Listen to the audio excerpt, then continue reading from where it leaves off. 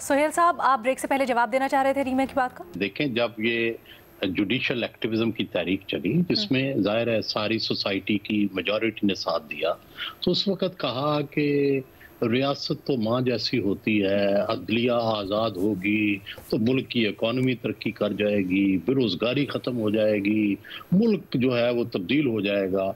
मुझे एक बड़े ही काबिल वकील ने उस वक्त ये कहा कि देखें, जजेस जो होते हैं ना, ये पॉलिटिशियन से बहुत बेहतर होते हैं, तो आप इनको चलाने दें, क्या बात है, ज़्यादा से ज़्यादा ये अगर डोमिनेट भी कर लेंगे तो क्या होगा। तो हम ये सारे उस फेज से गुजर के आए हैं।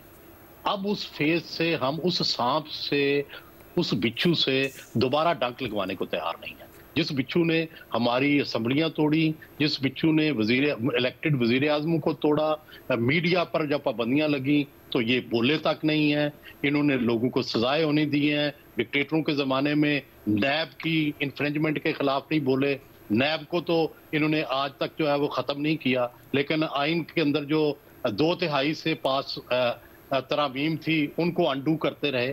तो ये एक लंबी बहस है। सवाल ये है कि क्या जिस तरह जजेस को ये इख्तियार था और सब ने माना, फांसियां लोगों ने ले ली, उस वक्त तो भुट्टो ने एहतजाज नहीं किया। लोग नवाज शरीफ को जिस दिन इन्होंने कहा उस दिन वो इस्तीफा देके घर चला गया। जिस दिन जो यूसुफ रजा गिलानी को तौहीन अदालत में जो है सजा दी, वो भी इस्तीफा देके चले गए। तो बात यह है कि पार्लियामेंट का इख्तियार है कि वो कानून साजी करे, तो अब बर्दाश्त करें कि जिस तरह उनके जुल्म जो थे वो सब ने बर्दाश्त किए, बेचारे सर हिला के सर नीचे करके सब अमल करते रहे। तो थोड़े दिन ठहर जाएं, आइन के अंदर दोबारा तरमीम हो सकती है। अगर इतनी ही डिक्टेटरशिप आ गई है, अदलिया की जो इंडिपेंडेंस है वो खत्म हो गई है, तो दोबारा बहाल कर लेंगे।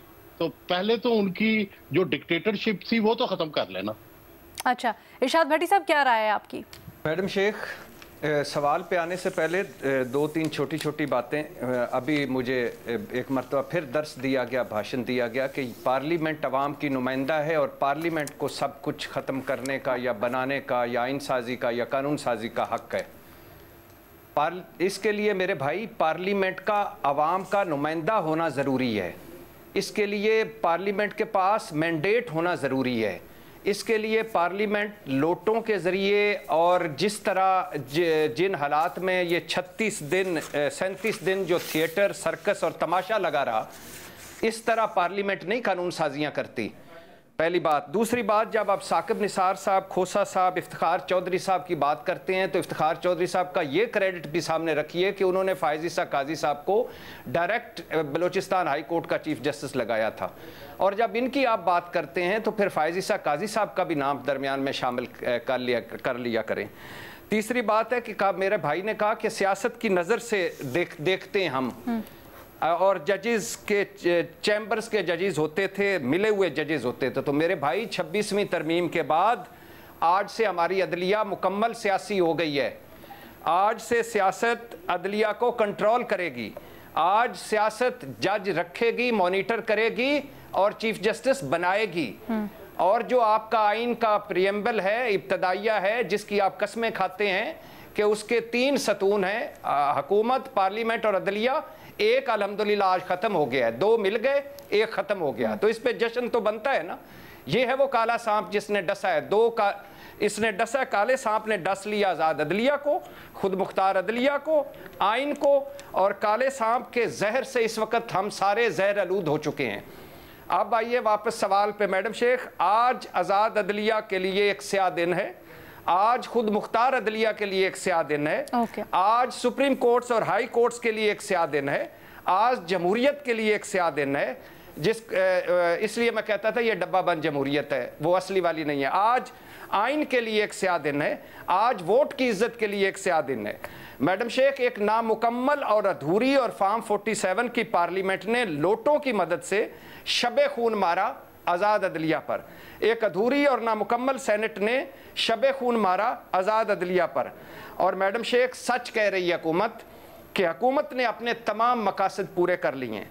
मकासद क्या थे? पहला मकसद था कि मंसूर अली शाह साहब और मुनीर बख्तर साहब चीफ जस्टिस ना बन पाएँ, اور الحمدللہ یہ مقصد پورا ہو گیا. اب منصور علی شاہ ابھی تو یہ بات تو حتمی نہیں ہے بھٹی صاحب, یہ حتمی نہیں ہے. میڈم شیخ مجھے بات مکمل کرنے دیں پلیز, آپ اپنی بات رکھیں, مجھے پلیز اپنی بات کمپلیٹ کرنے دیں. آپ کو نہیں لگتی ہوگی, مجھے لگتی ہے. آپ کو جو آپ کی رائے کا مجھے احترام ہے, میری رائے سن لیجئے. تو آج یعنی الحمدللہ وہ ان کا پہلا مقصد پورا ہو گیا کہ وہ جس کو چاہیں گے اس کو چیف جسٹس لگائیں گے.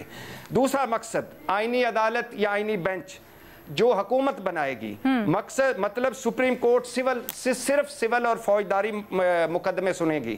تیسرا مقصد عدلیہ ہمارے تابع ہو, جج لگائیں ہم, جج کی مانیٹرنگ ہم کریں, چیف جسٹس ہم بنائیں, وہ مقصد بھی پورا ہو گیا. ٹھیک ہے میڈم شیخ 13 رکنی جوڈیشل کمیشن ہے جس میں حکومت کی اکثریت ہے.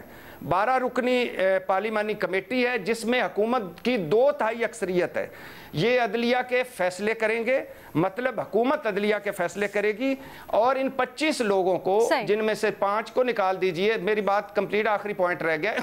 ان 25 میں سے 5 کو نکال لیجئے, باقی 20 کو کنٹرول کریں گے 4 بندے, نواز شریف صاحب, شہباز شریف صاحب, آصف زرداری صاحب, بلاول بھٹو صاحب. یہی حکومت چاہتی تھی. اور آخری بات, چوتھا مقصد, سپریم کورٹ ہائی کورٹ کا از خود نوٹس اختیار ختم, سکندر سلطان راجہ صاحب کنٹینیو کریں گے. یہ مقصد بھی پورا ہو گیا. لہٰذا حکومت ٹھیک کہہ رہی ہے کہ 26ویں آئینی ترمیم ان کے لیے سنگ میل ہے, فتح کا دن ہے, اور ان کے مقاصد پورے ہو گئے. ہاں یہ ضرور ہے, آخری 2 جملے میڈم شیخ, کہ 26ویں آئینی ترمیم نے ایک بار پھر سب کو بے نقاب کر دیا. ایک بار پھر اکثریت کی جمہوریت فراڈ نکلی, اکثریت کی آئین پسندی ڈرامہ نکلی, اکثریت کی ووٹ کی عزت ڈھکوسلا نکلی. تو مبارک ہو میرے پاکستانیوں, ساروں کا پاکستان ہے. آج سے جو آئین کا تیسرا ستون تھا وہ ختم ہوا.